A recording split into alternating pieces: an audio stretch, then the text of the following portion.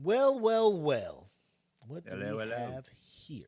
It is us again after a month and some change. Sorry We for are alive. we're still here. We're still kicking. Apologies for the hiatus. Um, but we're coming back better than ever. New digs, right? Look at the background, all of that stuff. Heck Welcome to the yeah. shop, the ramen shop, where we Gotta will make the talk money. about all Gotta of make the the money. things. Yep. So, Selling ramen. yep, the crew is back. This episode will be more of a, I don't know, not a redo, but we had something planned for February. February got real busy for a lot of us, so we're back now. And our idea for February was so good, we didn't just want to throw it away. So when we start the show, we'll let you know what we're getting into. But quick recap. Obviously, I'm active duty military, so that's I was the main reason for the hiatus. A lot of busy stuff going on over here. But life has been good. Life has been calming down for us over here. So I was just like, we have to get the show back going. We would have been back last week, but I'm old and I fell asleep and I did not wake up in time. So, so that is why we pushed it to this week. And I'm so grateful for my homies here, Jackie and EJ, for being accommodating to that. So for that, thank you, lady and sir. Of course. Thank you, Sir Donk. But without further ado, I want to get into this episode because it should be great. So let's kick off the festivities with the best intro in podcast history. And we will Hell yeah. Say that again. see you soon. The following is a presentation of the That Feeling Podcast Network, reminding you to always question the answers.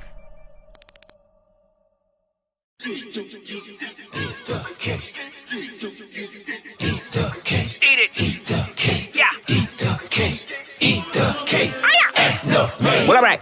I bet you thought you stumbled on another podcast. Of course you're right, but let me tell you about the contrast. It's really different, not an exit from the Comcast. We cover anime today and other times past. Listen and learn in that order, then replay. Be entertained by Mac, Jackie, and EJ. Three hosts doing way more than the most, proving you can pet a lion, but it's all in the approach. Originals and sequels, the newbies and the Ichigos. The world's up in flames to the ones more peaceful. The weapons or the Shuto, manga, Naruto, Monkey D.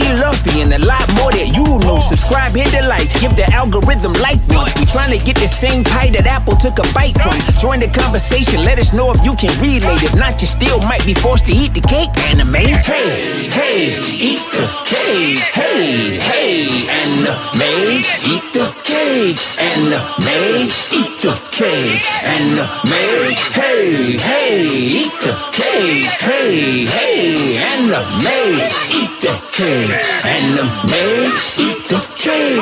Anime. We are back. And Hello. I just want to get into it. So for Valentine's Day, Jackie had this amazing idea. Hey, you guys do brackets over on the Smoke Pit. How about we do a bracket here at Eat the Cake Anime, and we are going to talk about or try to rack and stack and figure out who is the best couple in anime history. Now that's a long history to talk about. Obviously, we can't have a bracket with hundreds of thousands of of couples. So we tried to figure out a good number. So 16 was a good number that we settled for, and we were gonna pick them out.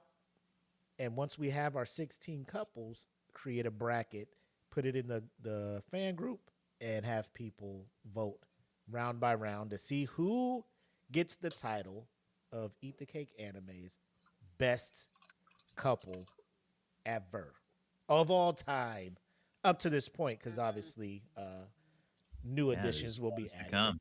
Yeah, I don't know if the newest ones get to count, but who knows? We'll see. I mean, when I'm like 50 or something, maybe, there'll be another anime that comes out and I'm just like, I want these two to be there. I want this to work out for these people.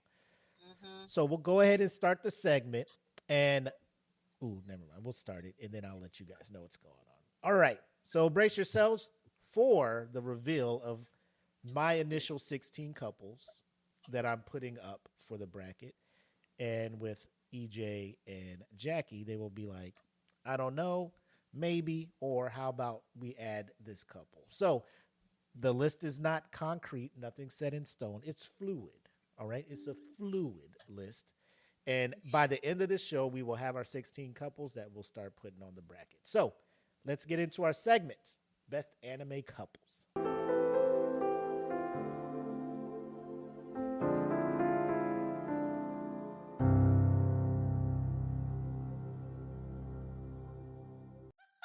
Right?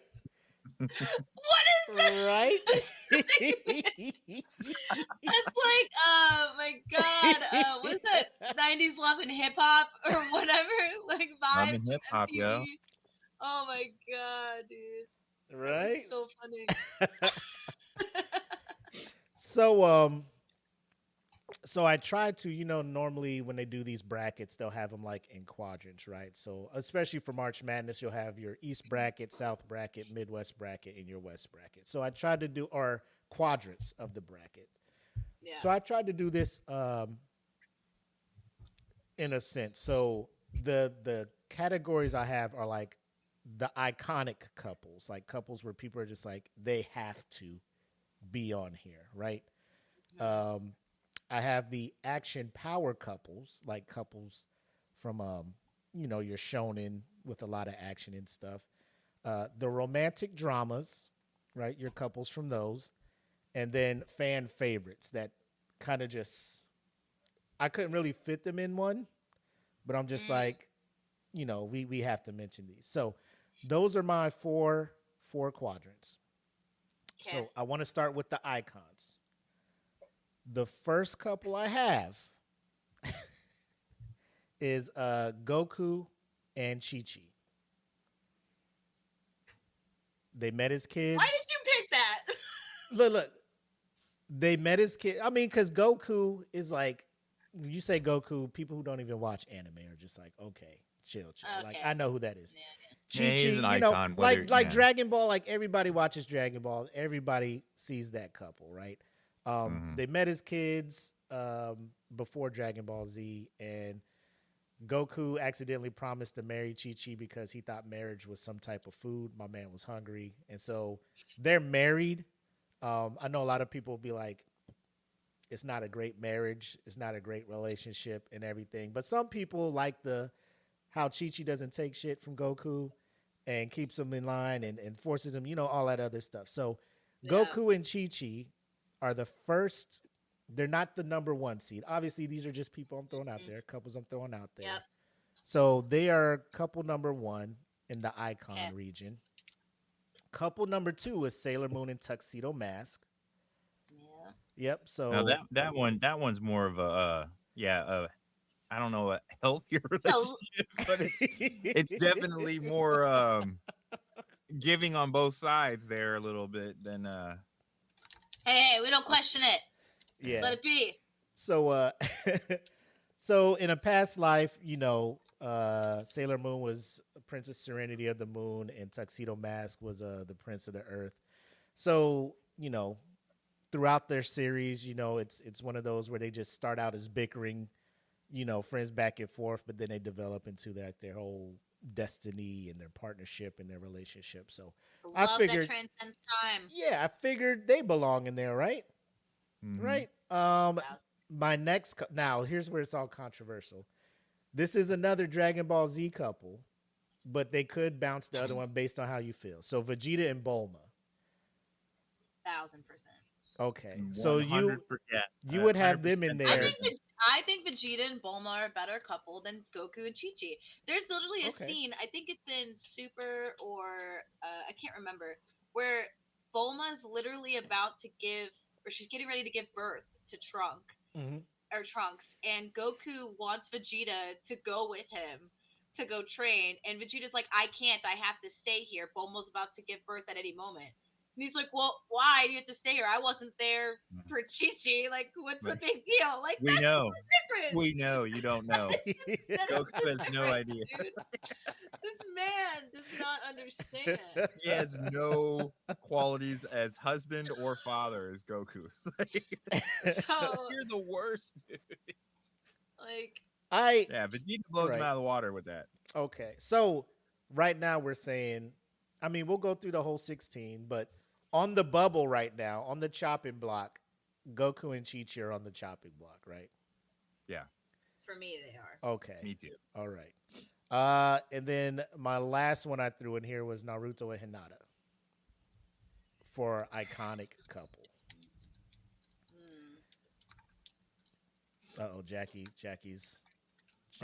Jackie's buffering. She's trying to see. She's computing. Well, so the thing that's tough with this one is it's so one-sided on Hinata's side, and it takes Naruto literally the longest time to realize everything that this girl is. Like, she had to literally get beat up in front of him for him to be like, I'm kind of noticing her. Like, that's all. And then it wasn't until like The Last of Us, I think, or the last, that's what it was. That movie came out that he's like, now the romantic feelings are spurring. And that's even like later. This is when he's like becoming a Jonin. So that's why I'm like, yeah, maybe in Boruto, I guess. But even in Boruto, I heard that like their interactions and their relationship is still like, he's just never around. Now, this isn't. So for iconic, I'm just looking at the most famous couples, right? So when you say Naruto, Okay. you know what I'm saying? So that's what this bracket kind of was. Okay. But they could also, like I was saying earlier, they could easily take the Shonen Jump action bracket too. As far as I mean, she didn't really do no action shit though. You know? Yeah. Like she was in the background, like, I believe in Naruto. I feel he can do it when everybody else was like, this dude is ass. Right. You know? And like Naruto was through his arc where he's like, I want Sakura.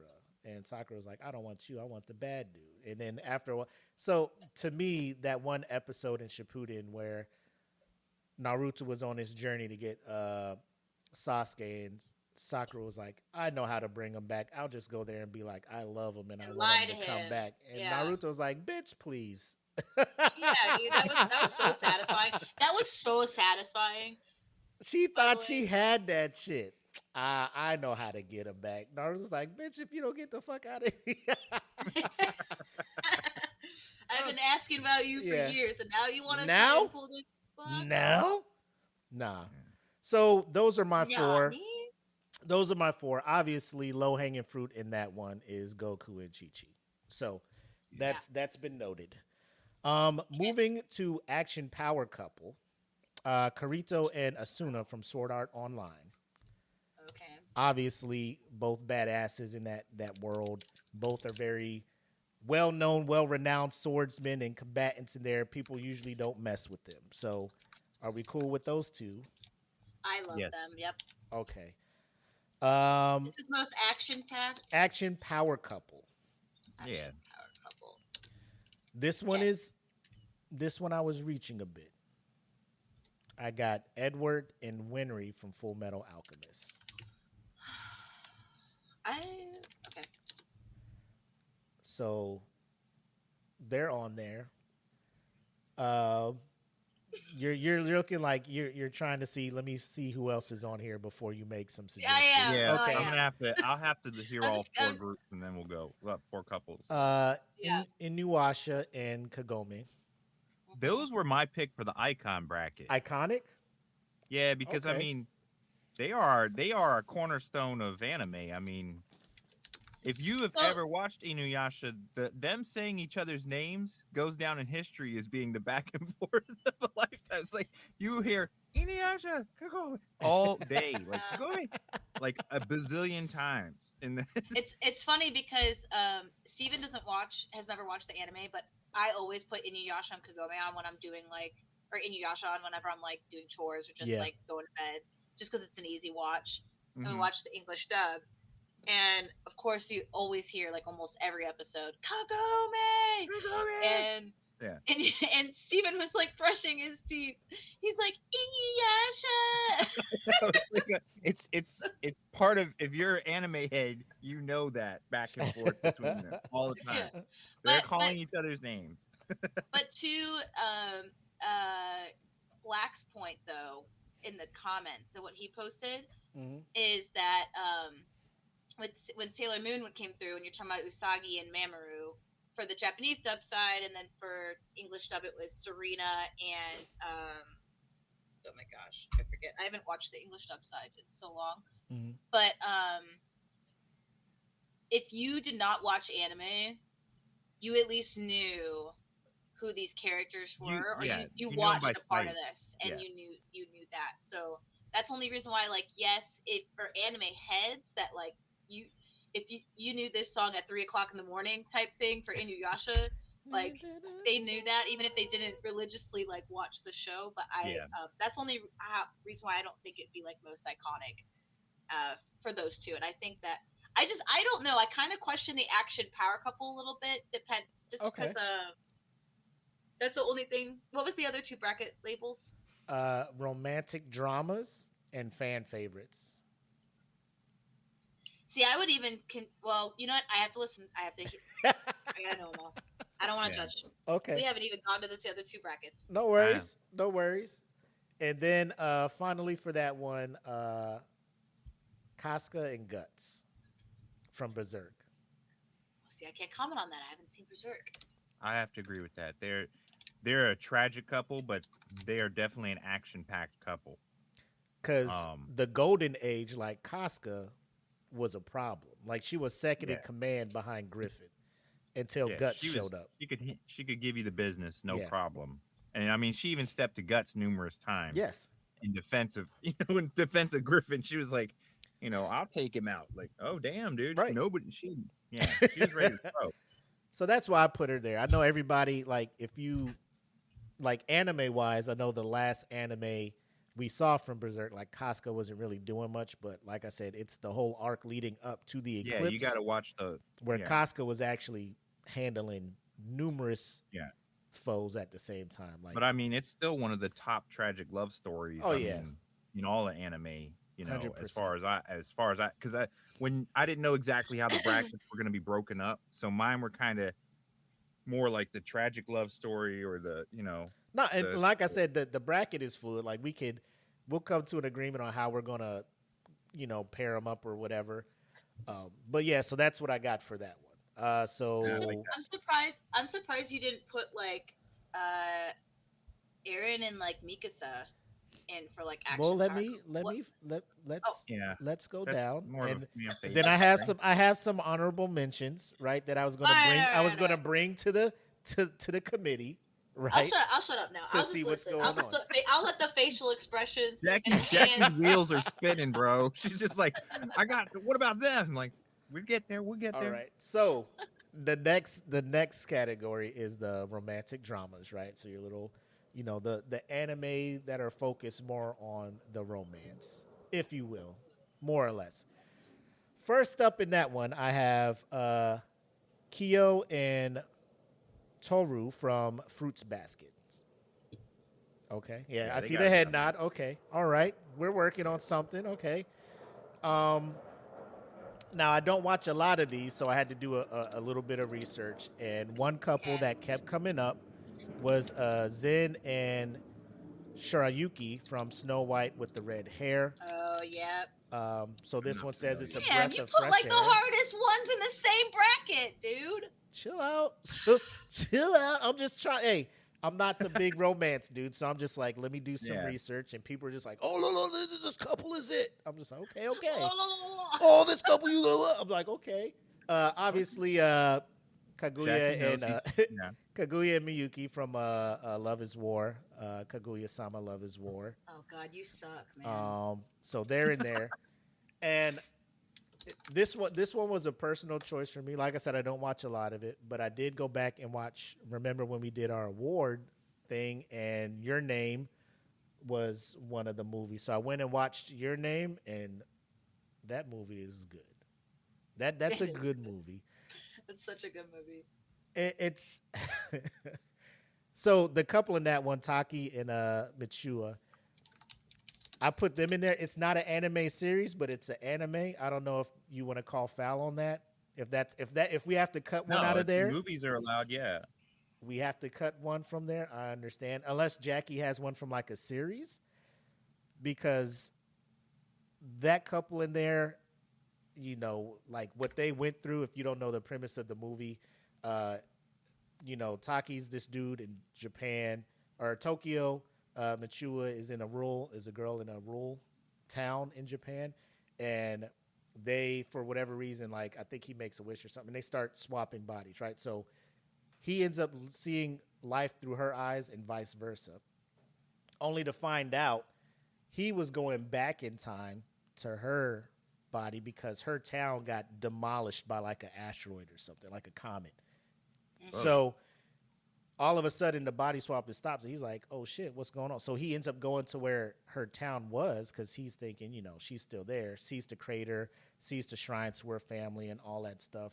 So the body swap happens, and now it's almost like Majora's Mask. His whole thing is trying to, when he's in her body, trying to prevent said thing from happening.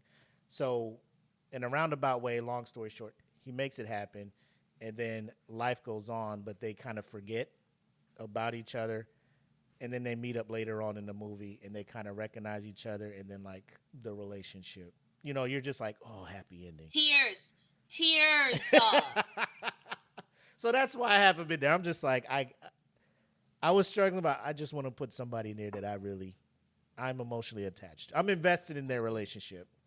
I want to see a continuation. I feel like this is recency. It is 1,000%. That's why the list is it's fluid. All right, it's fluid. But you have to with the drama and the romance ones. Right. Recency bias is going to play a huge factor because, and also we got to incorporate movies because some of the movies just seem to. It's enough to convey the romance and and stuff without it being dragged out, and you're kind of, you know, where you get tired of it. So it's I understand. Like we'll have that one kind of like low hanging fruit. Like if, you know, we get through the rest of these. What was the bracket name called again? The romantic dramas. The romantic dramas. Yeah. Okay. Romantic dramas. Fan favorites. All right. Personal, this may be biased, but Lloyd and Yor from Spy Family, I had to put them in there because they started the whole arranged marriage just to hide each other's, you know, ulterior motives. It's also kind of a will they, won't they. Oh man. But as the show goes on, you can tell like it's no longer a business transaction. Like he genuinely cares for her, will do stuff for her, come to her rescue when needed, and vice versa. And you see them becoming this family with the help of Anya, you know? So it's just tell her the truth, dude. Like, just come together, fight the power together. Communication. I think it's definite because they are a great example of the will they, won't they, and you get vested in it. You know what I mean? Because it's not a will they, won't they it's predictable by their behavior. It's a will they, won't they that's almost being like resisted. You know what I mean? Right. So like the other ones, you always see the will they, won't they where both parties are interested or one party's interested. But this one, it seems like the will they, won't they, the interest is there, but it's more that we have to not do that or we shouldn't. I have my favorite will they, won't they's, which I have several of them. Starts off like I love the enemies to lovers or the one-sided and then it becomes both-sided. Or we just have to work together, and then that's what I like. Yeah. Cool. I'm waiting to see if Willie brings up one of them. So next one, you may know him if you watch Toradora, is Ryuji and Taiga, right? So that's another fan favorite. Of mine. This one may be a little debatable. Might be the low-hanging fruit in this one. But we have Light and Misa from Death Note.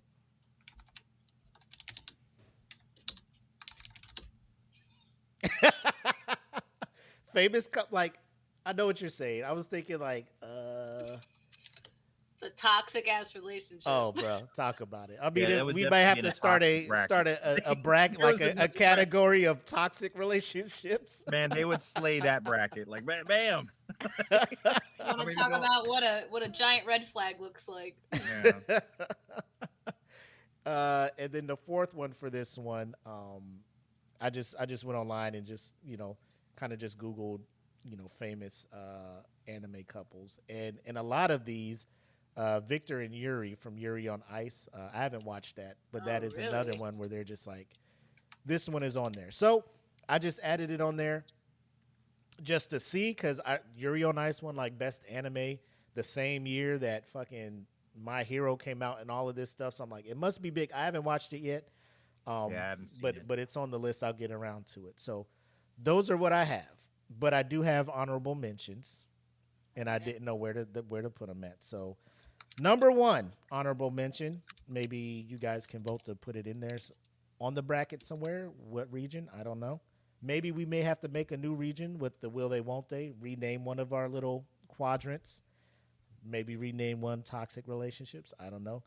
First one, Okaroon and Momo from Dan to Dan. Oh, that's a good one. That's a good one. That's a will they, won't they champion right there.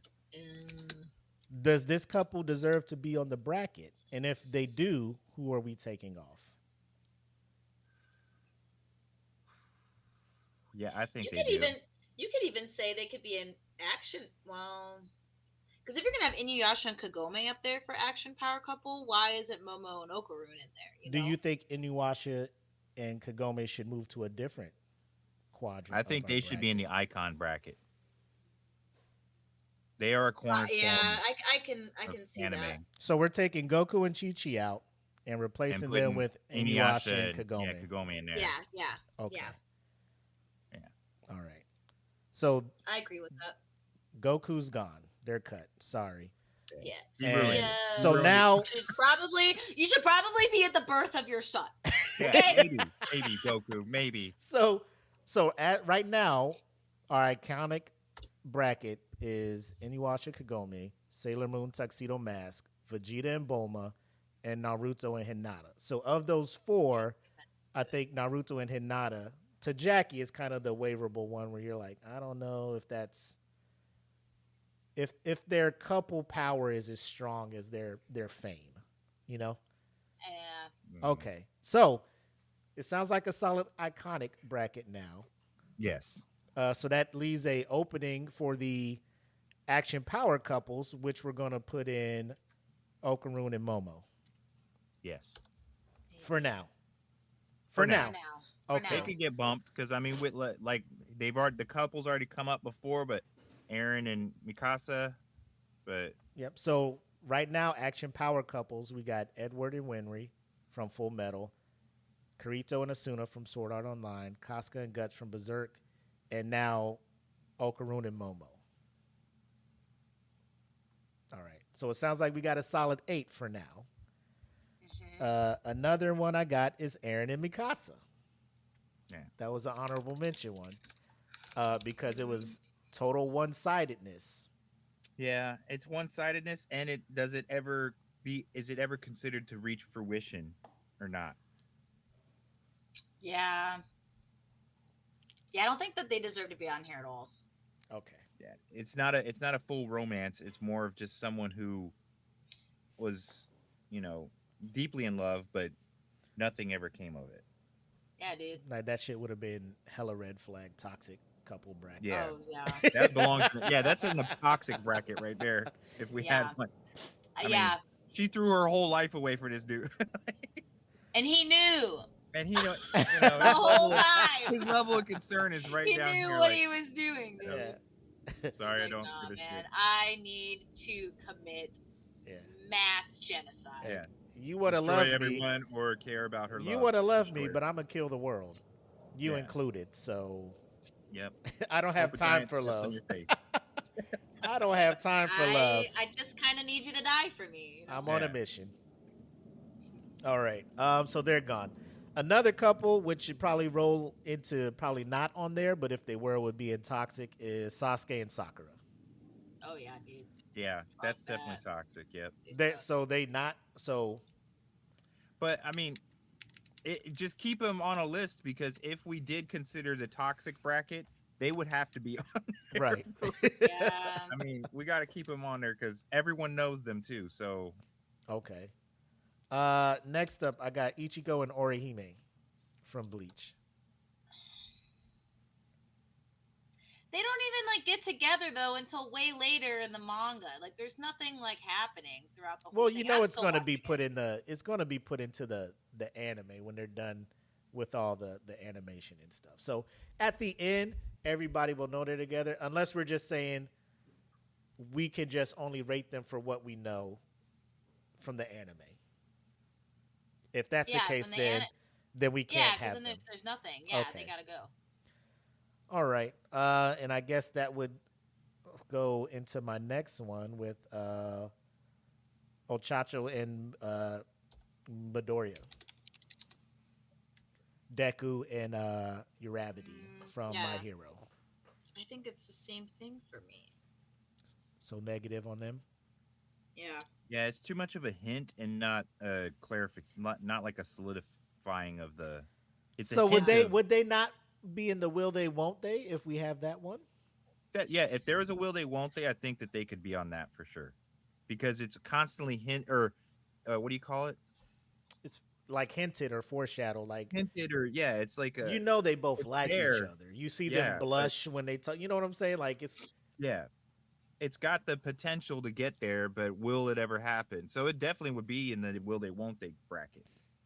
You know, that one's a one that's an ongoing mystery. Whereas some of the will they won't they's you already have the answer, but the build up was good enough. You know what I mean? it I needs feel bad because all mine are so old and obscure. no, it's fine. It needs to be like it needs to be unanimous. Like I'm kind of leaning towards that way.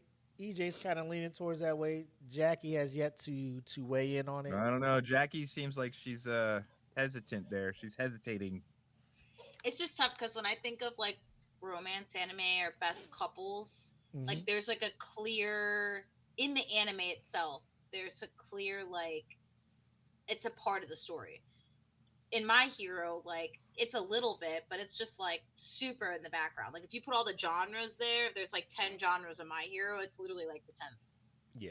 like part of it. So that's why I'm like, yeah, sure. If I like want to put all the couples that eventually get together, and you put that, like, yeah, I love that they get together, and like that is like a super sick couple. But like, if I'm gonna judge based off of like the dynamics when I see and when I watch, Mm-hmm. they wouldn't even be on my list at all. So you're talking about Just like compared the whole just compared to- interactions and stuff. Just compared to the other anime that's out there that actually does include it into the story and make a like journey with it. You know, there's a lot of those out there that still have action and talk Mhm. about it, but My Hero's primary focus is more of it, the action and the friendships and coming of age and shit like that. My personal opinion. And then the last one I got, because I mean, I could have had more, but a lot of these are like very recent because I just started dabbling into the kind of slice of life rom com stuff. So I didn't want to just jump in there after one season of something and be like, hey, this is it. Yeah. But obviously, the last one I got is Krillin and Android 18. Oh. Hey, that's gotta. That's Is that a gotta- fan favorite or no? Yeah. So it's definitely I think it is a fan favorite for sure because of like the height difference. And a lot of everybody- people dress up as that for Yeah. Halloween. Yeah. Like it's like that's also definitely a favorite because Krillin, out of all of them, in my personal opinion, was probably the best husband. Like My man, father. he knew he married up, and he was like, "I'm not trying to fuck He this married up. up. I am not trying to fuck this up." I'm not Yeah, gonna dude. get a second chance. Yeah. He I better, quit. I He better quit make this- fighting. He literally quit fighting Hey, just guys. to be with his family. Hey guys, Yeah. that's all y'all. All I got is Destructo Disc, and obviously these people are way past that. I got. The Call people, me if you literally need something got- done on the lowest level. Call me, literally- dog. I literally got cut in half. I'm not Yeah. doing this. nah. You see my wife? I'm not leaving Yeah. this. So if we are gonna put Krillin and Android 18 in fan favorites, we have to drop one of them out, and I think it's the Light and Misa one from Death Note. Right? I 1000% agree. Okay. Yeah. Cool. But I mean, I think all this talk has definitely instilled that we should have two other categories here: the toxic relationship and the will they, won't they category. Because we keep running into these that are, I mean, Light it is a toxic relationship. It is like a perfect example of that. So I don't know if they should be kicked off the whole bracket for that, but I don't know. I mean, we could add more couples. It's just going to be a longer voting process. Which, if that's what we want, that's what we want. If it makes I think we should stick it to just EJ. I know what you're saying, but I do think we should stick to 4 brackets. Now, if we change the labels in those 4 brackets, then we move people around with that. If maybe that helps more, like maybe instead of most action power couple, that we change that to a different. Yeah. As an example. Yeah. I mean, because to make it kind of a, like from 16, you would have to expand out to like 32 to make it, or it'll be like an offsetting bracket where like some couples will have bye weeks essentially and other, you know what I'm saying? And I don't want it to be like an uneven kind of bracket, you know? So we can expand it if we can sit and come up with like 32 couples to make it like everybody's getting voted every round. But again, that's what we're here for. So we have our 16 for now.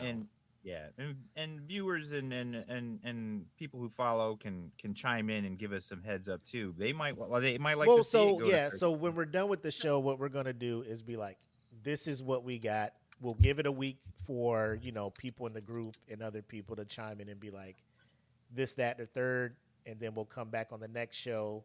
You know, we'll wait a show, then we'll come back, look at what everybody put, and then we'll wait to be like, see or no, right? Yeah, I think that'll work. I also have like some other mentions that I think. Yeah, go ahead. Now we're opening up to viewers and to obviously you and EJ to provide your couples, and then we'll be like, does this bump somebody off, or is this the start of another bracket?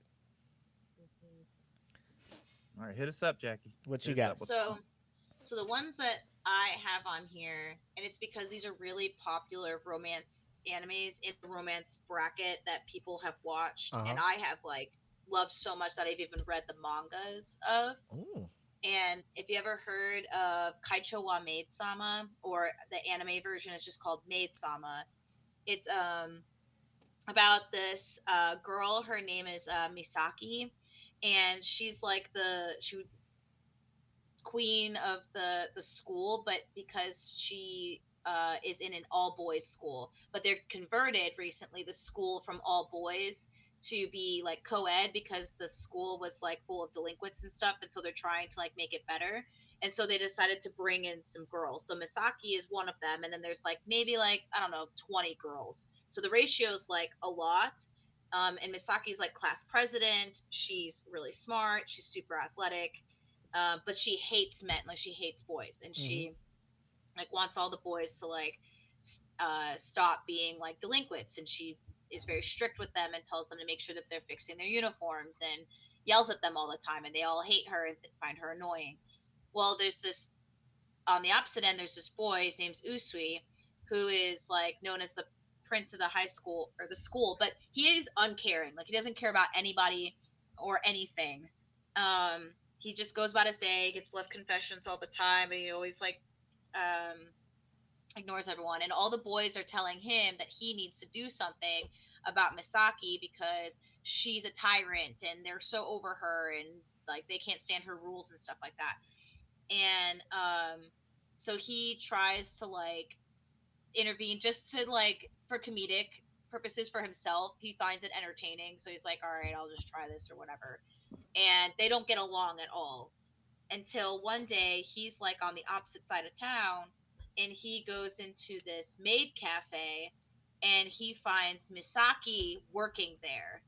And immediately he's like, oh, this is interesting. What are you doing here, class president? She has to work at the maid cafe part-time because her family is like really poor and her mom's sick. And so she works a second job to make money, but she keeps it secret. And she goes so far away from her house and from the school, so the boys don't find out, because she knows that they'll use that against her. And so Usui now finds her interesting and is wondering why she's like hiding this part of her life. And he starts like following her around, He shows up to the cafe all the time. It's very funny too. It's a rom-com for sure. Following her around. He's very interested. She's not. She hates him and wants him to like leave her alone. So like, and then he comes to her rescue a couple times. So you have the typical, like in romance animes, there's always like the girl gets like a fever and the guy's got to like help her and take care of her at some point. It's only 12 episodes. There's only a season 1, so it's a really quick watch. But the manga's so much better, and I've read the whole thing, and it's really, really good. You learn a lot more about Usui and who he is, and watch their relationship develop. But it develops pretty fast in the anime, but it's still very much like a huge rom-com. It goes back and forth, and a lot of like drama too between them. It gets like kind of spicy, and it is one of my favorites. I have watched it 3 times. It's up there with Toradora for me. And they're actually known as a super, like, even Steven has like watched them and he loves the show as well. So that's a huge like will they won't they rom-com type that I really like. And I personally think deserves to be on here. Like, it's got an 8 out of 10. It's like the same like staff that worked on Toradora also produced this anime as well when it came out. And what else do I have on here for just to add some other stuff? Yeah, like the teasing prince and the hardworking tsundere, like that type of thing is like there. Like, she's like mommy, not mommy, but she's like super independent, can do her own thing. She's really strong too. She beats up the boys and stuff like that. So I don't know. I really like the anime. It's super fun. The manga is really good though too. It hits all the feels. I don't know about you, but like sometimes when I read really good romance stuff, like it gives me like flutters all in my chest or in my like stomach, and it's like really good. Like it hits those feels. Because Toradora does the same thing. I'll have to, what was the title again? Maid Sama, or Kaichou, Kaichou. Wow, Maid Sama. It's a more modern, like, came out a while ago, like back in 2016. I'll put it on there. Wait, Yeah. like earlier than that? Longer than that? So there's that one. The other one, and I'm surprised you didn't mention this, Willie, was Kaori and Kosei from Your Lie in April. Yeah. Well, I don't know. I looked at that one. I hear what you're saying. I think it was a recency bias because Your Name was also super sad, but like Your Lie in April, to me, that was more of a emotional, like, fuck. Like, damn. But that's super valid. That is super valid. EJ, have you seen Your Lie in April? No, I haven't. I'm probably the most inexperienced when it comes to the slice of life and rom-com ones, or just drama stuff. I'm just now exploring, as Willie said, but even then it's rare because I mean we've got so much to watch and catch up on. I don't get a chance. That's why I'm writing down the titles of these. I'm like, that one's a quick watch too. It's only 12 episodes, and I think the manga too. Like, it ends. Like, there's no more. Yeah, it's done. It can't go on. Okay, I'll just say that. Very sad. It's a very good. It's beautiful too. Like the music score. Like, I listen to it a lot. Because it's so pretty, but that's why I was surprised. Like, if you're talking about the romantic dramas, then that one I was like, I don't know, I would have put that one on there. And then I don't know if you guys ever heard, they actually like redid the anime and they have it on Netflix now. It actually just dropped this year or late last year. Oh my gosh, it is like, I've actually read the manga for this one as well. This one's more of like a, not cutesy one, but it's called Kimi ni Todoki, or From Me to You, on Netflix. So this one is about a girl. Her name is Sawako. She is like known as like a really scary person to everybody in school. They think she like summons spirits, and she's like terrifying, and they all like don't want to be around her. So she kind of hides her face, and she's like really nervous to talk to people. But she tries to be nice. So she'll be like, here, you dropped your pencil. Like, and from her perspective, it's flowers. She's being so kind. And it shows other people's perspective. She's a scary, like, person that's, like, saying, I'm going to kill you or shank you with this, like, pencil. And that's not true. So She like kind of navigates that, but she's always so sweet and so kind. And then there's this other guy. He's the popular dude. His name's Kazehaya. And I see Black's comment. First bracket, Jackie. That's funny. I just saw that now. So shit, I lost my train of thought. Oh, Kazehaya, he like notices her. I can't remember exactly what happened, but he notices her and she's like trying to help him with something, and I think he like always like kind of liked her, and then it just like shows their like love starting to blossom. That one's not more of a will they won't they, it's more of like a very hits you in the feels, like very sweet romance that slowly like gets there like naturally. There's other ones out there too, like Horimiya is another one, and that people will talk about. That's a very good one, but I put those a little bit lower. So that one's really good too. That one would be like my kind of a romantic drama, but most of the drama is like high school drama. So, of the ones you brought up, what categories would you put them in? Obviously, you're probably leaning more towards the romantic drama kind of.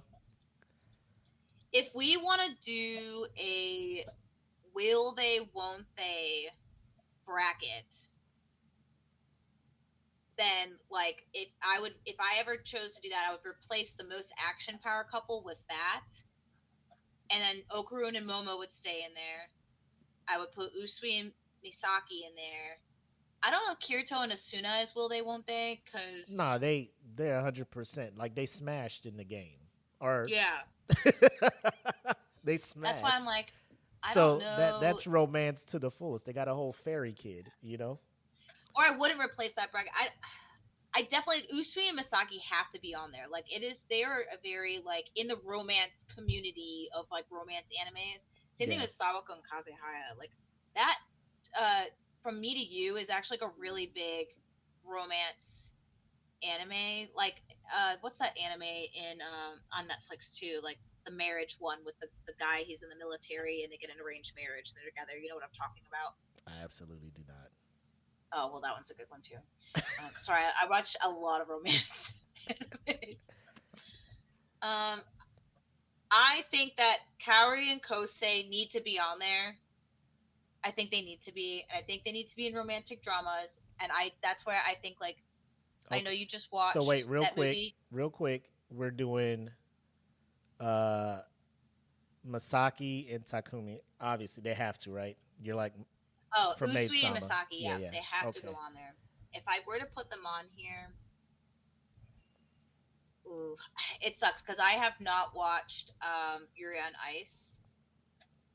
I mean, we can take that one off. Like, I haven't seen it. Again, I was new to it, and I'm just like, I just need 4 couples up here. So I was trying to lean towards something where, like, if we put it out there, people will be...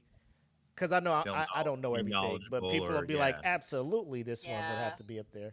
But... as of now, we can say this is what we're choosing based on the stuff we've watched. And if viewers come on or commenters come on and they're just like, hey, how dare you leave off this power couple from Yuri on Ice? We can be like, well, okay, you know, we can put them back on there. So for now, we can take them off.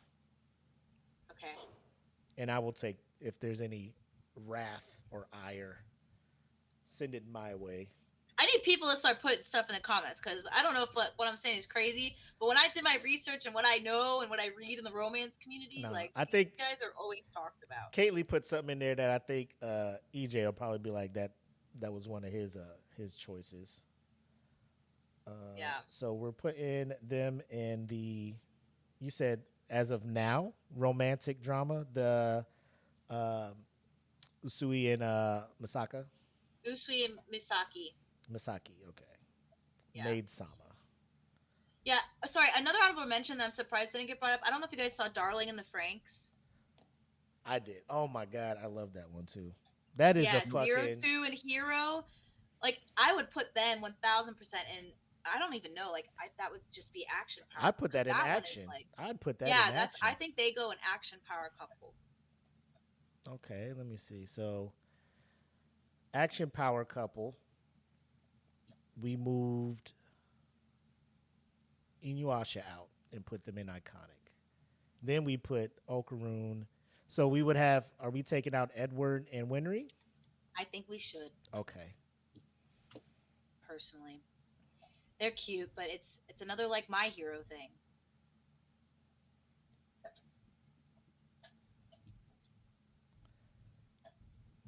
Okay. Yeah, I think that 02 and Hero. for sure needs to be on there. Okay. Dude, that one. Have you seen? Dude, EJ, you would like that because that's as mecha anime. It's really good. I have to check it out. It is the tears. The way to power up the mechs though, you're just like, yo, what the fuck is this shit? Oh, well, yeah. Initially, you're like, yo, what the fuck is this shit? Yeah, that's exactly what that is. There would be no problems enlisting men in the military if they're just like, hey, this is how. That's how we had to power This is how we gotta start the. Hey, it's not. Hey, it's a direct order. I got no choice. Yeah.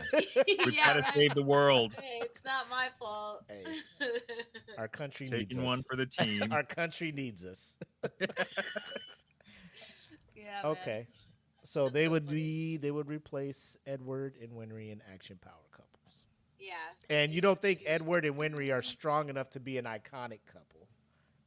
I don't think so. Okay. What do you think, EJ?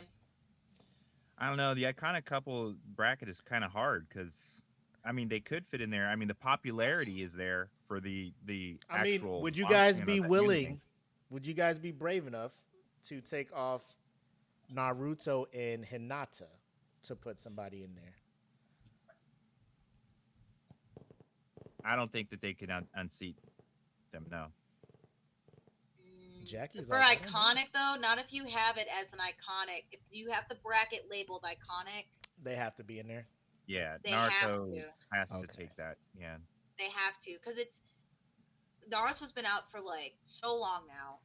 Unless there's an older anime, so Black kind of brought up a good point. I showed it. So Meliodas and Elizabeth, but I don't know if that's iconic because not everyone watched Seven Deadly Sins. Well, they tried and then it got ass. Oh yeah, so. And I don't think people. But, I mean, I don't but I think agree people with Black. watched it long enough to understand their bond. I think if Yeah. you started watching it when the anime was good, you're like, Meliodas needs to go to fucking jail, you know? Because he woke up on Demon Time. I'm like, man, this is getting kind of weird every time I watch this. My man is like, his head's all up under her skirt and shit. Like, what are you doing? Yeah, man. But then long, you don't know that yeah, until later. but you then don't the understand long, until yeah, you why. understand what's going on. Yeah. So that's a good. Like, would you be willing to make them one of the 16, or do we get rid of? Now, hear me out. Do we get rid of the categories and just try to rack and stack the 16 best couples? Because I think doing it in the different regions or quadrants makes it easier to like rack and stack. Yeah, and it'll help when we start getting further into the. Right. You know what I mean? Because if we just Yeah. take that away, like we're just gonna be here all day trying to just figure out Yeah. the 16. No, Yeah. I think the regions are fine. Okay. The regions are fine. Yeah, the quadrants have to be there, or else we're gonna get overwhelmed with too many options. The problem is that, and you guys can speak on it, but where did I say I was putting Usui and They're Usagi? going in the romantic dramas, Oh yeah, and they're Yeah. replacing. and they are replacing. Name. We're replacing the one that is new that. Yeah, we're not your really name. of the ice. The, No, that was a fan favorite. So Oh, Oh, the other one that you my bad. mentioned would be fan favorite. Oh, Kosei, right? Yeah. From Your Lie, Mm-hmm. Kaori and Kosei. Mm. That's definitely a drama. If we're talking about drama, That's a freaking drama, man. Yeah. Because Sawako and Kazehaya is not. It's kind of drama, but not drama. It's more like that's romance. It's just romance. There's a little bit of rom-com in it. Like it's kind of makes you laugh, but it's definitely a feel-good type one. And didn't you have one to? So your name was being replaced by. Okay. Yep. All right. Cool. So for that one, so right now in romantic dramas, well, let's start from the top. So the icons, right? We got Inuyasha and Kagome. Mm-hmm. We have Sailor Moon Tuxedo Mask. Yeah. Mm-hmm. Vegeta and Bulma. Mm-hmm. Naruto and Hinata. I think that is a valid, most iconic bracket. Yeah, honestly. I would have to agree. I don't think you could change that. That's I don't semi. know. So this one looks like it's semi set. Yeah. Okay. Action power couple. We removed Edward and Winry. Replaced them with 02 and Hero. Mm-hmm. We still have Kirito and Asuna. Casca and Guts are still there. You guys have to speak on that because I have not seen Berserk. So I'm like, unless somebody comes up with something, like they're staying in there. Yeah. Because like I said, you have to watch the anime, The Golden Age. The Golden Age, they're like both out Casca's there not walking through soldiers like nobody's business. a 2-person army taking out platoons. That's exactly what it is. And then we have Griffin's like, just get me Guts and go get them. Yeah, that's crazy. I mean, they're badass. We have Okaroon and Momo in there. That's our 4 for action. Okay. So of those, of the 3, I know you didn't watch Guts, but or Berserk, I'm about to say Bleach, Berserk. You're like that. You're like that's a solid one. For action power, it sucks. Well, no. Okay. Okay. So we're sitting on that right now. Romantic dramas. We have Kyo and Toru from Fruits Baskets. Yep. So your name was taken away, and we got Maid Sama in there. We still have Zen and Shirayuki from Snow White with the red hair. Like, again, I haven't seen that one, so that's just based on the interweb and the population of the interweb. Yeah, no, it's a good drama. The only thing for me is that you have Kaguya and Yuki on here, and do you consider that a drama? Or is that more of a comedy, is what you're thinking? That's what I'm saying, because that one's not. When I think of drama, I think like there's a lot of like. I mean, I think of drama. You know what I mean? Now, hear me out. Fruits Basket is definitely a drama, right? If Steven was around, he'd probably hear me out on this one. My man, he's the only other person I know that rocks with Beastars. He does. So if Legoshi and Haru, would you consider that to be a drama, Beastars? Do you watch it with him or no? Like when he watches it, you're I'm out of here. He does. He would definitely consider that a drama. I know he's not up right now. Okay. Well, yeah, don't wake him up. No, I think he was up really late last night. He's been gaming on this new game that's like Game of Thrones style, like not Clash of Clans, but like Conquer something, and it's like a mod with Game of Thrones, and so he's been like deep into that. Yeah, it's actually pretty crazy. It's pretty cool. So you want to? I think he was up really late. You want to take Kaguya? You take it? Are you going to put them in fan favorites? Because they're a solid. That's a solid. No, it is very well known, very well liked couple. It is. What is that game? Oh, I'll tell Black later.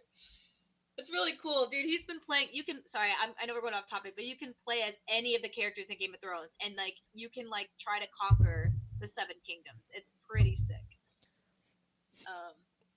Anyways, this is hard because we could keep them there for now. A lot of people don't. The problem is that What's up? It's not most iconic. I don't know how many people watch Beastars. Like I think, yeah, that's what I'm saying. Because they consider it wouldn't like, be in the iconic category because iconic's got to be like these like are the people have to iconic know to be pillars of anime. I mean, like your casual. Anywhere you go, you'll see a reference of their face if anime is brought up, or a reference to their story. That's why the people that are in the icon bracket are renowned by everyone as anime pillars. That them. Yeah. If we put Beastars in here, I just don't know what that relationship is like, but I know it's a lot of drama and it is like a pretty big like couple. Like Steven loves Beastars, so like I know it's a big deal. So if you put that in here for drama, which I would agree is more of a drama than Kaguya-sama, Love is War, but Kaguya and Yuki have to be in this on bracket. this list, and I think they would have to go to fan favorites then, and they have to replace someone in fan favorites. So here we go. So That's true. we're putting. All right. So Legoshi and Haru, right now, will fill out the romantic drama one. So Fruit Baskets, Your Lie, Snow White with Red Hair, and Beastars. Those will be our representatives for the romantic dramas. So moving. Say that again. Sorry. So we have Kiyoshima. Yep. Zen and Shirayuki. Yep. Legoshi and Haru, and then Kaori and Kosei. Yes. Okay.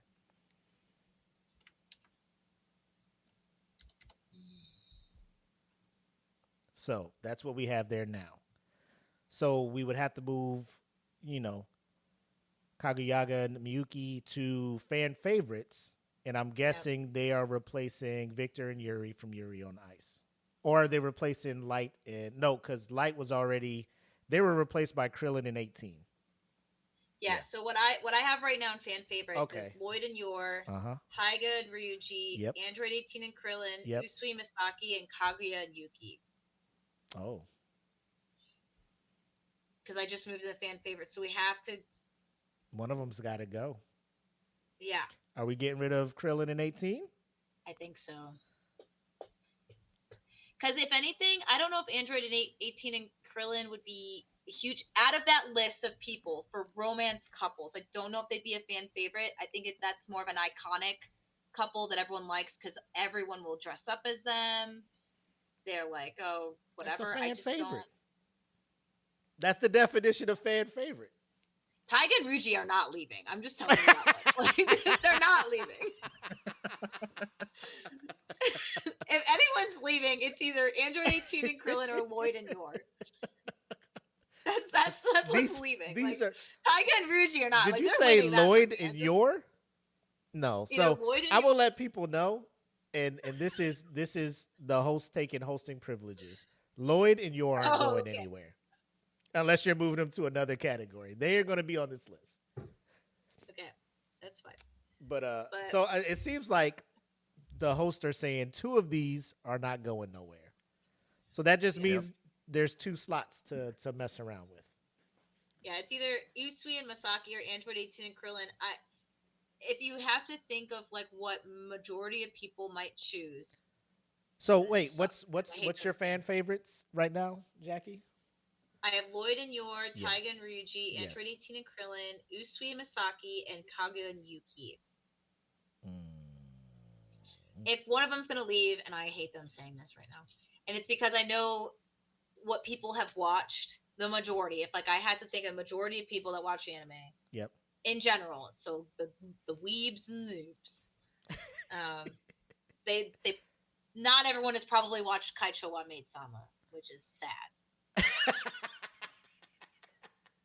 Hey, and like I said, we're just going to let it ride for a week. And if a majority of our viewers or people are just, because, we'll make the thing, we'll promote it, we'll push it out so more people get eyes on it. And we can get kind of a bigger general, response and recommendations and stuff to this. So, oh, shit. Hold on. I'm sorry. My dog. It's all good. No, this is not a toy. Well, to Zeke, it is. Yeah. All right. So while we're kind of looking at that one, who do you got, EJ? Like, what are you looking at? For all right, I wasn't sure because I didn't know the actual quadrants. So it's fine. Yeah, I picked ones, and I have a little explanation for each one. And I know I'm going to say this one first because it's a movie, and I wasn't sure if we are going to cover that. Mm-hmm. But I picked Howl's Moving Castle as in Howl and Sophie just because of the dynamic of the relationship. If you watch the movie, it's a lot of self-reflection. Like everything that Sophie's going through is results of her own self-image. And then the time distortion that plays into their romance. And then if you've watched the movie and you go back and watch it again after learning about the time distortion, everything makes more sense when they first meet. Like when they first meet, it seems like Howl is saying a bunch of nonsense to Sophie. You're just like, what? Why does he act like he knows this girl? Why is he picking her up and jumping from rooftop to rooftop? Why is he interested in this girl? But if you watch the whole movie and you watch the time distortion and windows where they share information across points in time, it all makes sense. All going all the way back to Hal meeting her for the first time, which isn't the first time because of time, the way time distorts. Right. So I thought that was a very interesting approach. I like the idea of it. And I like the idea that the realization of love from both characters had to come in order for him to understand the importance of life. Like, he was extremely powerful, extremely gifted sorcerer. He'd made, moves to get to this power. And in doing so, he kind of forfeited a lot of the deeper emotions from within, like his heart. So as the movie goes on and you see he starts to grow this attachment to her, and she can't even see why until she realizes that, then he's able to understand what love is. And like I said, because of the time distortion, it all kind of loops back. And I know it's a movie, so I wasn't sure. So that's why I threw it up there. But I felt like enough people know them. Studio Ghibli's got a huge following. And I felt like as far as Studio Ghibli goes, a lot of times their love and romance doesn't carry all the way to being an actual relationship. It's hinted at, it's discussed, but it's never like truly, hey, we're together. But in Howl's Moving Castle, it is all about her realizing that she is more than, what she sees herself as, and him realizing what love is, or feeling the actual feeling of love in his heart. So I threw that one out there. Like I said, it's a movie. I wasn't sure if it fit. I saw Black mentioned Ninja Scroll. I didn't pick Jubei and Kagero. If we had a tragic couples, they would definitely be in that. Jubei and Kagero's love is horribly tragic. It's beautiful, but so sad, and you're just like, why can't you guys ever have a happy ending? It's like your love stories just piss me off. But anyway, so I think we can too, Willie. The shows that I picked, and I picked Apothecary Diaries, which is one of the few dramas I've actually watched. And I know it's more of a dramedy, like it's a lot of comedy in it. But really I felt like the intricacies surrounding palace life and all the mystery and stuff, I felt like that was really cool to see how Mao Mao relates to Jinshi, which the fact that she doesn't realize at first who he is. So it's not like anything else besides their interactions that start to build this relationship. You know what I mean? And his fascination with her intellect and her demeanor, it just goes deeper than that, deeper than the basic, I don't know, want to call it just high school drama, but it is deeper than that. The relationship starts to grow on things more tangible than just, oh, he's cool, the cool guy in school, or oh, they're hot, or oh, they're the best athlete. This grows because he's interested in the fact that Mao Mao is so independent and intelligent, and she starts to see him as more of an ally and more than what he is, even though she doesn't realize who he is at first. So I felt like that was interesting enough. Plus the way that they let the story go on by attacking all these mysteries and court life without it getting to the point of action. But it's enough to where it does bring you to the edge of your seat at times to reveal some of these things going on. And I felt like the story makes that romance more interesting in a sense. I put on Elfin Lied as well, just because I felt like it's another tragedy, and it would go on the tragic love story if we had one. But the fact that Lucy knows very little of the world, and Kyoto brings her into that, and he's more of a coming of age. She's not, obviously, because she's not a human like he is. But through his coming of age and his emotions for her, she starts to learn about the great things of life and humanity. She didn't know any of that, coming out of her situation. And the best way I like to tie that in for people is if you enjoyed Stranger Things, the series on Netflix, a lot of Stranger Things can be tied to Elfen Light as well, as far as the way the story flows, the main character.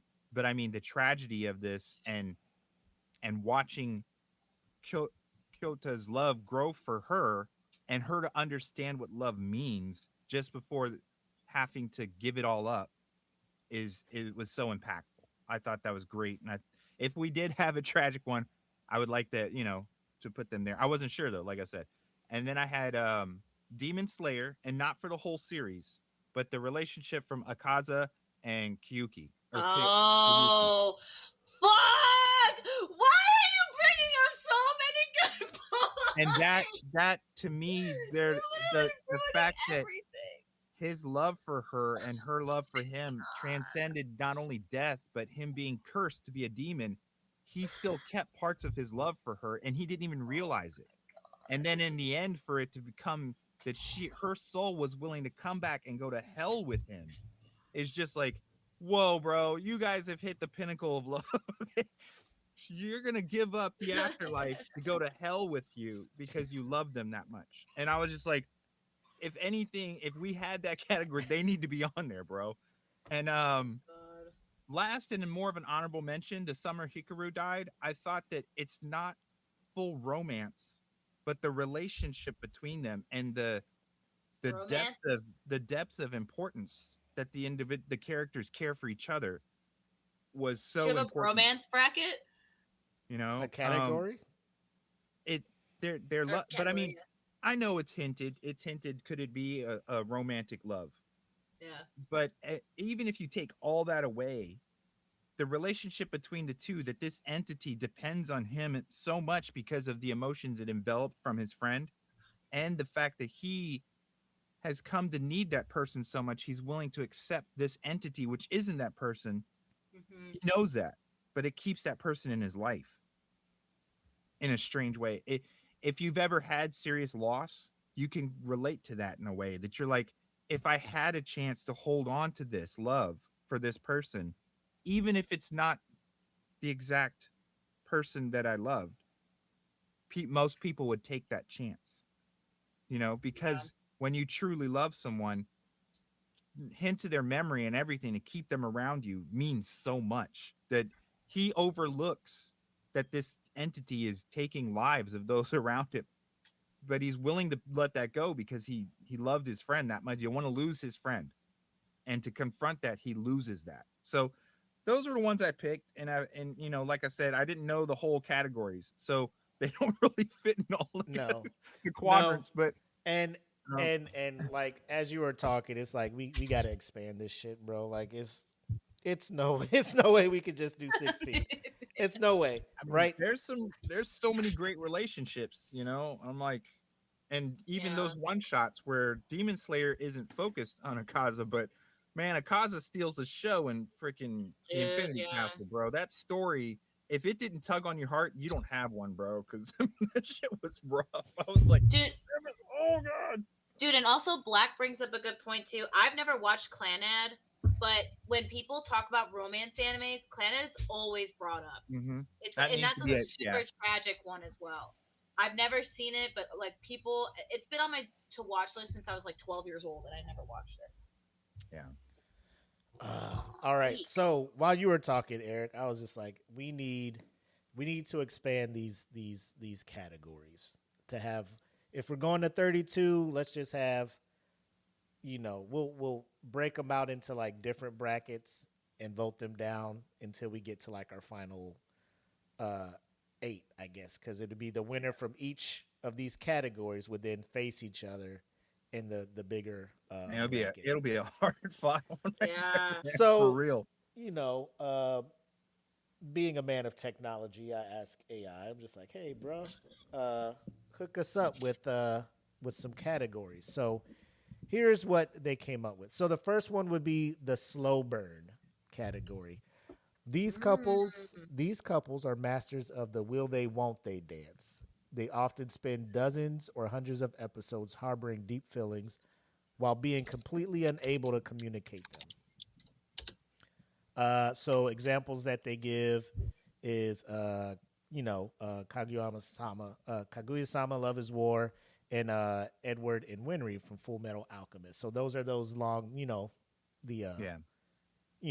are they going to get the love together? is there, and you're waiting for him. You're to just act, waiting for somebody to just admit it, like Yeah. chick, I love you. Let's make this work. The next category is the Battle Forge duo. So these couples aren't just romantic partners; they are a tactical unit. Their bond is cemented through combat, shared trauma, and literal or real life and death stakes. Right. So obviously, the examples they give here is Kirito and Asuna from Love is War, and then they also got Shikimaru and Tamari from Naruto. Is one that they want to throw in there, right? So again, when we start talking about our battle stuff like the Guts and Casca, they would probably fall in there. Yeah. The third category I brought up is the academic or workplace rivals. So they're essentially saying this is the enemy to lovers trope.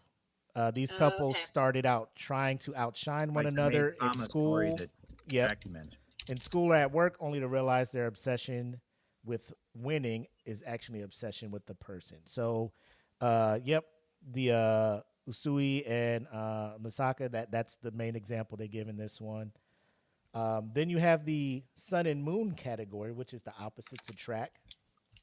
So their explanation is one is a golden retriever, the other is a black cat. So they balance each other's extremes perfectly. So the examples they give here is Yor and Lloyd from Spy Family. Yeah. I would say Spy Family though could definitely go into the action battle tested. One. Oh, 1,000%. I'm like, because they're lethal. Right. 1,000%. Yeah. The next category is the chaos element. So these are the unhinged couples. Their relationship is defined by high energy, frequent comedy, and a shared sense of mischief or I hate this word. Eccentricity. God damn. I could say eccentric, but then they're adding the eccentricities weird. Or whatever. See, is that how you say that? Because I see eccentric, and then it's just like they add this suffix to it. See, it's weird. It's weird how my brain works. Just mumble it off and then say sissities at the end. Just say whatever. It's fine. Y'all know what I mean. Y'all know what I mean. God damn it. So we have. They usually stress out every other character in the show. So key traits are unpredictability and shared weirdness. Examples they have are Isaac and Miria from, I guess, Bakano, and then Okabe and Kurisu from Steins Gate. I would say we could probably. I would say I would want this one to be like the toxic couple, red flags or something. Yeah. That's what I would want this one to be. Toxic brat or category. Yeah, toxic couples. Yeah. So then six says the old married couple, even if they're not, and that's in quotes, old married couple. Even if they just started dating, they act like they've been together for 50 years. They have a comfortable domestic routine and often skip the dramatic gestures in favor of practical support. The examples they give is Hirotaka and Narumi from, I think it's Wotakoi, Love is Hard for Otaku. I've never seen that. And Kraft Lawrence and Holo from Spice and Wolf. So that's a really feel-good romance. What's their dynamic? Is it like they're together but they're not, or is it? They're not initially together. It's kind of like a just naturally comes together, like realistically. So a lot of people like the refreshing aspect of it, where it's just like they talk, there's a friendship, there's no hate or anything, and then it just like slowly blossoms. Okay. Here, my God, why can't I'm blinking? Not Hiro, Yumi. Because you're not Himura. eccentric. There's an anime that I'm like blanking on the name right now, but it starts with an H. That I really loved, because that one also was like they didn't hate each other, but it also like slowly gets together and it's natural, and people like how there's communication. They like actually like each other and they admit it, and then it goes through that. Like I would call it more like a feel good romance where Yeah. it's just like you're just enjoying the love and then just the other things that come into it. Yeah. I mean, worst case, if we can't track enough in there, Eric does he brought up a couple good couples, the redundancy of that, it's the, but like if we need to just rename this one to like, movies Tragic or like love from story. films, like if we could just focus on like couples from films What and do you put them call in it? here. Is it star-crossed lovers or tragic? No, actually, Uh, star-crossed tragedy is the next category it recommended. oh, okay. So these couples are deeply in love, but are kept apart by fate, duty, or literal physical distance. Their stories are usually defined by longing and the what if. So I like the examples for this one. So Taki, right? Taki and Mitsua from Your Name is in this category. And Simon and Nia from Gurren Lagann is in this one. Mm. So Okay. the star-crossed tragedy, which is exactly what Your Name is. I don't even know if you want to put Your Lie in this one as well. But again, and then the last one is the childhood sweethearts, the classic long game category. They grew up together, know each other's most embarrassing secrets, and usually have a promise they made when they were 6 years old that drives the plot. So examples are Yusuke and Kiko from Yu Yu Hakusho, Taiga and Ruji from Toradora. But they're just like, they may or may not be because they started out as friends and neighbors. So Yeah. but those are the 8 that AI is just like, if you want to break something up into 8 categories for anime couples, these are it. I think we should keep the most iconic category. I did like that category a lot. Yeah. Well, why don't we take one of the other ones out, like the Which topic, or I guess which theme are you like, we could probably do without that one? I don't like the sun and moon category. The opposites attract one? Yeah, because I feel like it's like Yor and Lloyd, for example, they can fall into another category easily besides just opposites attract. Okay. Yeah, because I don't really consider them opposites so much. I mean, they're different. They're like not, on different sides of the war. Like, of course they're. Yeah. You know what I'm saying? Yeah, but I mean, they're not. I mean, besides And being a lot the of people affiliation- that you can also say Momo and Okarun are opposites attract also, just because of. But like, I wouldn't even like want to put them under that category because they fit better with like will they, won't they, like, or rom com, or you know what I mean? Like, it just there's better categories to fit stuff like that rather than just opposites attract. So, all right, let's. Here's what we'll do. We'll wrap up this show by coming up with 8 categories, and then we will revisit throughout the week. We'll keep in touch and be like, here's what we're thinking, right? So I will do a better job of keeping in the group chat like, hey, here are my picks for boom, boom, boom, right? How many are we having in each category? It'll be 4. 4 per. Okay. Yeah. And there'll be some categories where I'm not well versed in. So like, EJ may come with some, and you may come with some, and I'm just like, fuck it, put it in there. So when we come back next show, we'll be able to roll out. Here's what our bracket is looking like, and reveal it real time. So the first one, category 1, slow burn professionals. These are the couples of the will they, won't they dance. We want to keep this one. The will they, won't they. I think it's a good one. Yeah, I do like the will they, won't they category. All right, so that's what we'll call this one. Will they, won't they? Yeah. Will they, won't they? All right. This is how the sausage gets made, ladies and gentlemen. You're watching. You're watching. You're getting the behind the scenes, behind the scenes, the nitty gritty of Eat the Cake right here of production. The next one, the Battle Forge duo.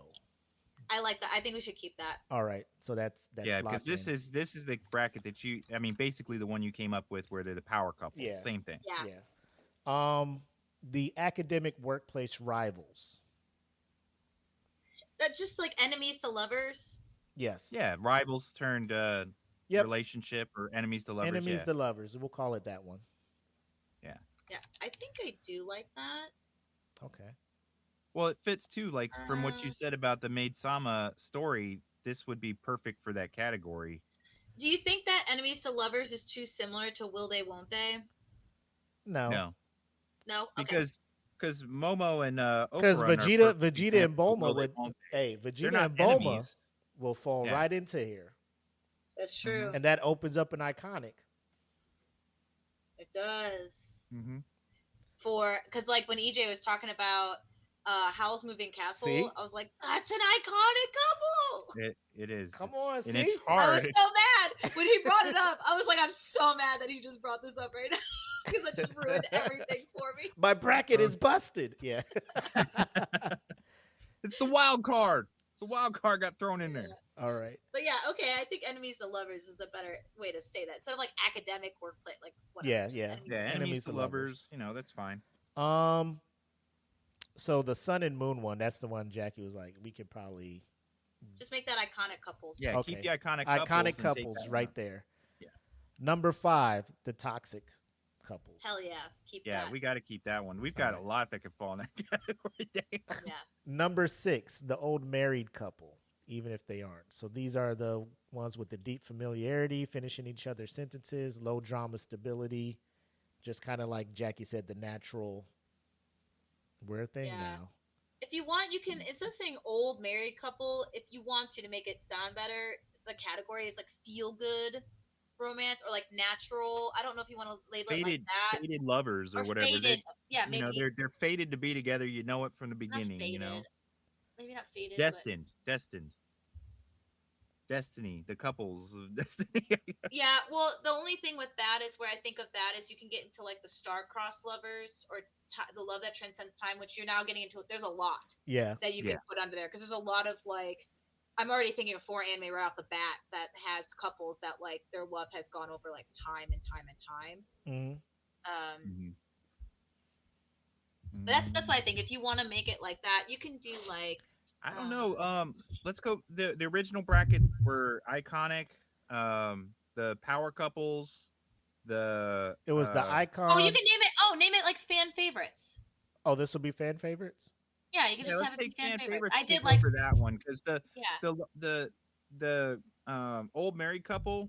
I don't really know if that's something to debate. Really, you know what I mean? Yeah. But fan favorites would be something to debate. Okay. You know? Fan favorites. It's like the wild card thing, like the grab bag, like where people are just like they couldn't fit in here, but they got to be talked about.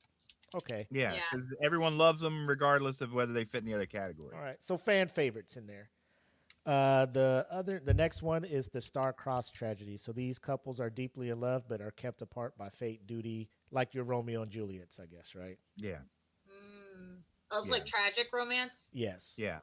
Okay, yeah, I definitely think this should be tragic couples or tragic romance. Yeah. Okay. 1000%. And then the last one was childhood sweetheart. So the classic long game. They grew up together, know each other's most embarrassing secrets, have a promise they made when they were 6 or something that drives the plot. So they gave the Yu Yu Hakusho reference and Taiga and Ruji from Toradora. I know this is just an idea, but do they have anything like drama or comedy, like a romance comedy? Oh yeah, you can say Rom-com. Yeah. And Yeah. you know, I mean, Best I know couples from a the rom-com. childhood ones. We will have a ton of different ones where they met as kids, and that's. But I mean, if we get ones, what's the best ones that are funny romances? You know, or the characters make you laugh and stuff. Because I mean, all the other ones are pretty serious categories. We don't have one that's just like a rom-com category where it's like who's funny, but you enjoyed their relationship and is funny. You know, I don't. Let me see. Hold on.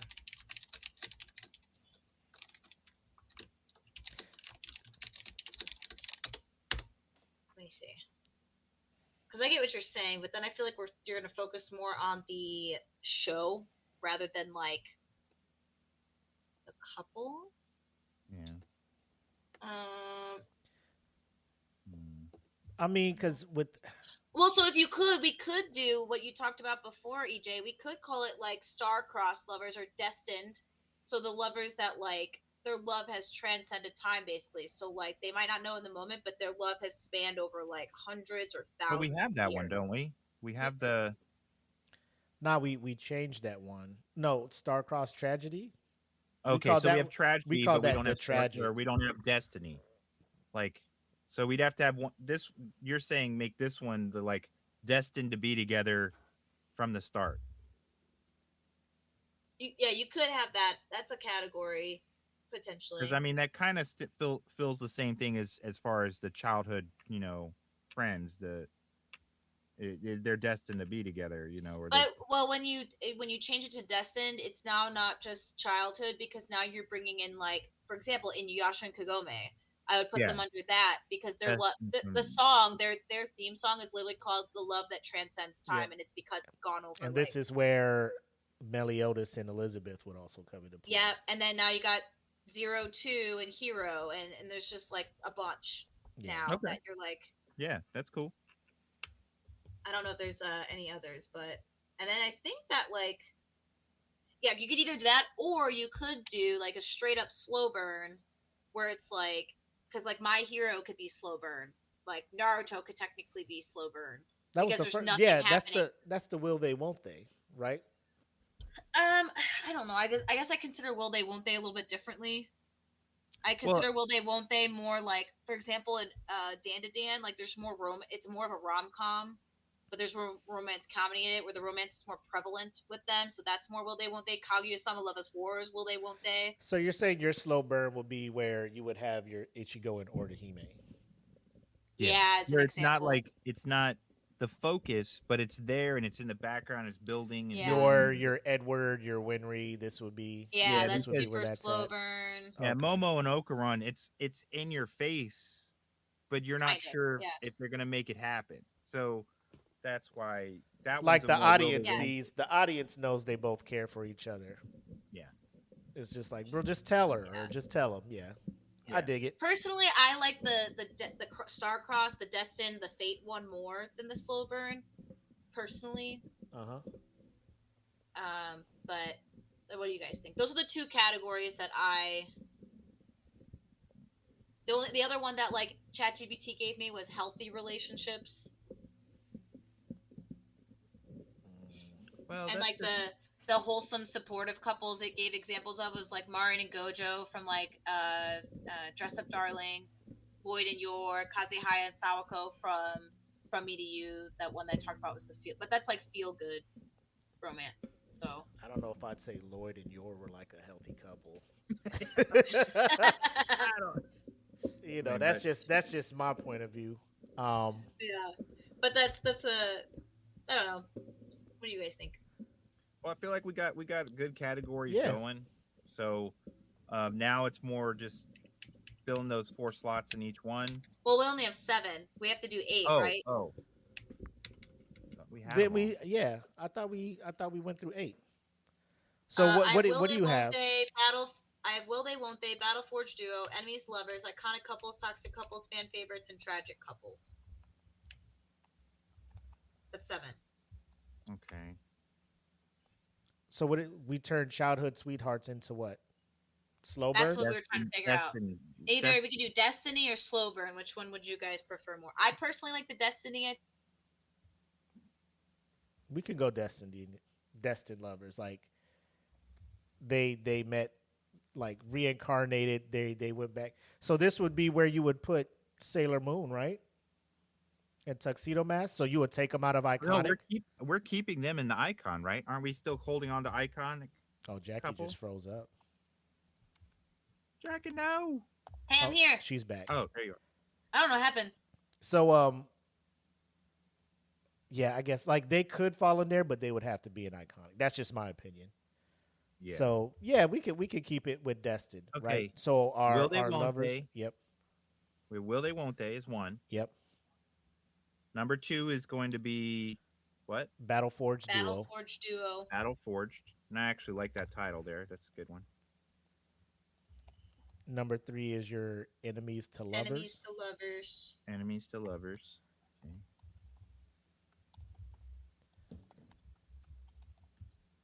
Okay, and then we have Toxic No, 4 was we put Iconic there. couples.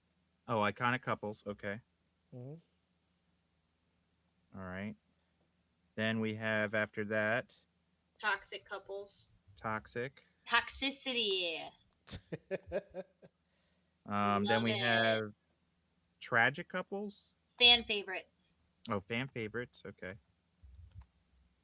And then tragic couples. All right.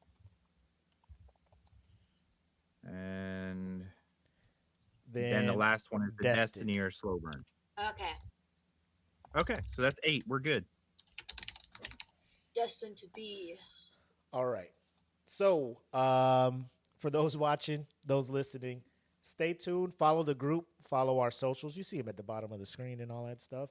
We're going to post what the new categories are, and we'll be looking for you guys to add some suggestions and stuff, and we'll work on it throughout the week, the next 2 weeks until the next show, and then we'll reveal, hey, this is what we got, and we'll open it to debates, all this stuff, because our goal is after the next show, we will then post a bracket, and voting will start going live to see who we would all choose, you would all choose, to be the best couple in anime history.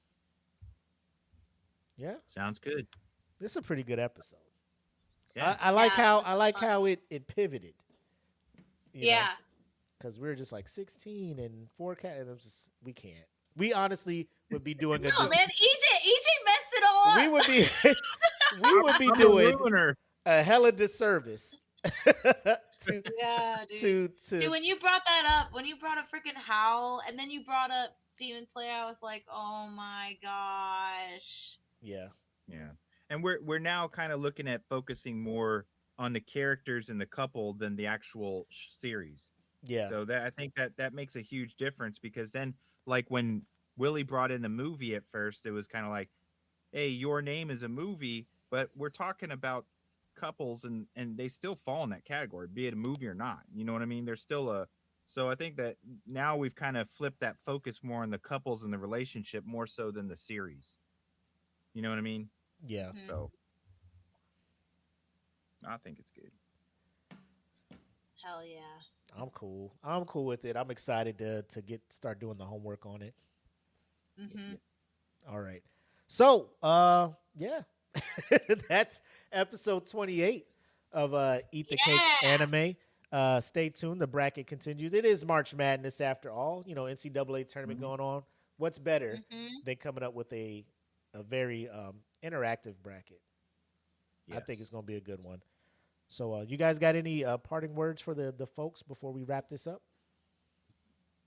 No, thanks for watching. Hit us up with your ideas, your inputs. We love that. And have fun. Watch anime. Yeah. Hopefully you put some romance anime on your radar, man. Yeah, I got a bunch now. I'm gonna turn on that Maid Sama. It's 12 episodes I can watch. Jackie, you be genre shaming.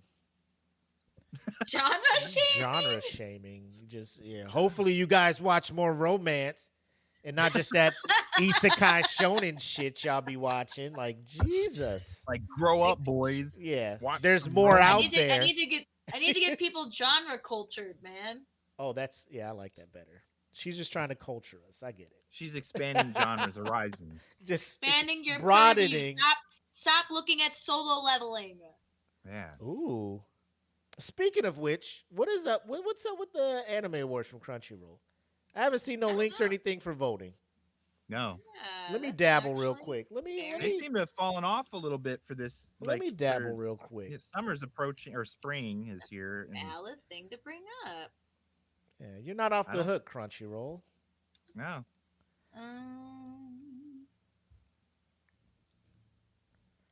Oh, they dropped something January 28th, I guess. Oh, no, that we talked about this. This is what we talked about. That's the last thing they dropped. Yeah. Mm-hmm. That's it.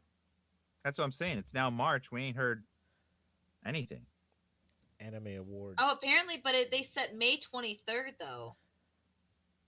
Is that when the awards is? Is that when they're starting the apparently, apparently they're setting May 23rd for the 10th anniversary Crunchyroll Anime Awards. Where did this person get that from? What? So I'm on their site. So they have. If I could just bring this to the screen, share screen, because we're gonna let everybody see this shit.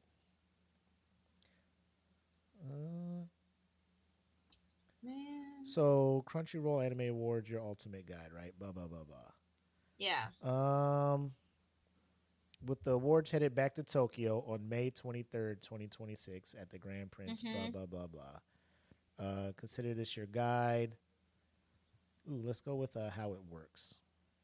The Crunchyroll Anime Awards follow 2 rounds of votings. In the first round, a panel of judges determines the 6 initial nominees for each of the show's categories. In the second round, the judges panel will vote alongside fans to decide the winner in each category, including Anime of the Year. All of the winners will be revealed. Okay, cool. What are the categories? And they're also opening voting April 2nd. I just found that. Okay. So it's not the fuck. Never mind. Who are the nominees for it? Nominees will be here. How do I vote? Hosting. When can I watch it? So where was that? I know it was somewhere here where they're just like, hey, for these, this will be the voting period. Let me Google that. Oh, it's January 1st, 2025 to December 31st, 2025. They're back to calendar year. But then they're going, y'all know what's going to happen, right? No, I know exactly what's going to happen. Okay. It's going to be stupid. I'm going to be really mad. And I'm telling you, like, we're going to have to make this a nighttime show because I'm going to need a drink.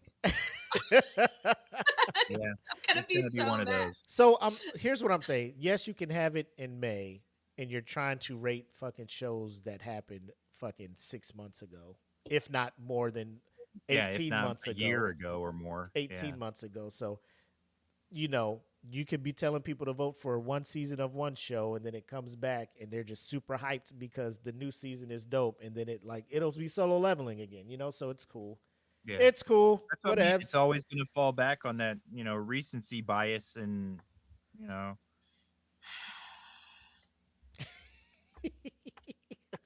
It's Makes okay. me so mad, dude. It's okay, Jackie. It'll be Well, okay. you know, and they're just shooting for views, so it's not a huge thing right there. But you know, it is disappointing because that's why the scope and the genre expansion that Jackie's trying to impart in people is like it's failed. It's failed from Crunchyroll because they don't try to make sure it's a sternly worded email. Yes, with some finger wagging and stuff like why I oughta. Back in my day. What are you? Yeah.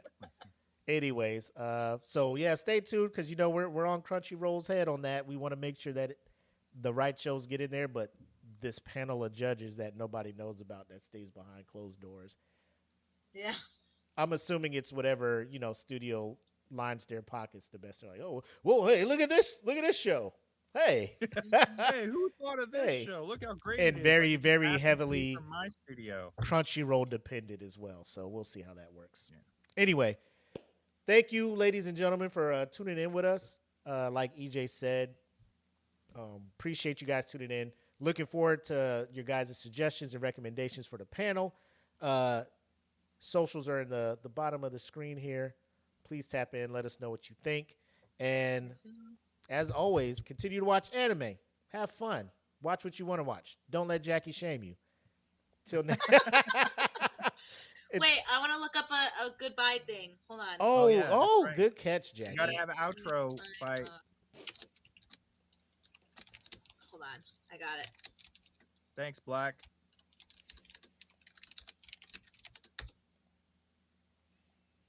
I'm looking one up right now.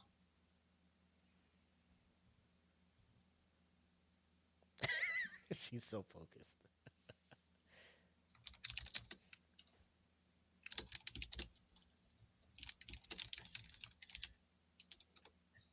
Okay, I'm. You're trying to pick which one you want to read. A little bit. Okay. You ready for it? It's like a whole thing. Ready? I'm ready. I'm ready. Okay. And that's the end of today's episode, where we proved once again that anime couples will have us arguing like we're personally in the relationship. From enemies to lovers to slow burns that took longer than our emotional healing, we really sat here and judged fictional relationships like it's our full-time job. And honestly, it kind of is. If your favorite couple got eliminated early, I'm sorry. Actually, no, I'm not. Take it up with the bracket. Make sure you let us know who your top anime couple is, and we'll see you next time for more hot takes, bad opinions, and absolutely unnecessary levels of passion. I like it. Unnecessary levels of passion is what I'm here for. I That's like it. great. I'm here for it. So I'm surprised it didn't add. Oh, what was that? Was that the one you were? Baka bye. Baka bye. I did put in here like because I was trying to mess with the algorithm. I was Right. like, make it a little funny and cringy. So I like it. I like it. That's gonna have to be merch, man. We're gonna have to get a baka bye Baka for. bye. oh, we have to. I want to put on a Baka hat. bye. Baka bye. All right. That'd be awesome. That's it for episode 28. Y'all take care. Peace. Peace.